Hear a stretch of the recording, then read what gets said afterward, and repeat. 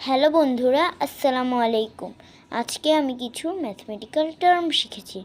চলো এই mathematical term তোমরাও শিখে নাও। প্রথমে সংখ্যা। সংখ্যার ইংলিশ হলো নাম্বার। অঙ্ক। অঙ্কের ইংলিশ হলো ডিজিট। যোগ। যোগের ইংলিশ হলো অ্যাডিশন। বিয়োগ। বিয়োগের ইংলিশ হলো সাবট্রাকশন। গুণ। গুণের ইংলিশ হলো মাল্টিপ্লিকেশন। ভাগ। ভাগের ইংলিশ হলো ডিভিশন। ভগ্নাংশ। ভগ্নাংশের ইংলিশ হলো ফ্র্যাকশন। জোড়।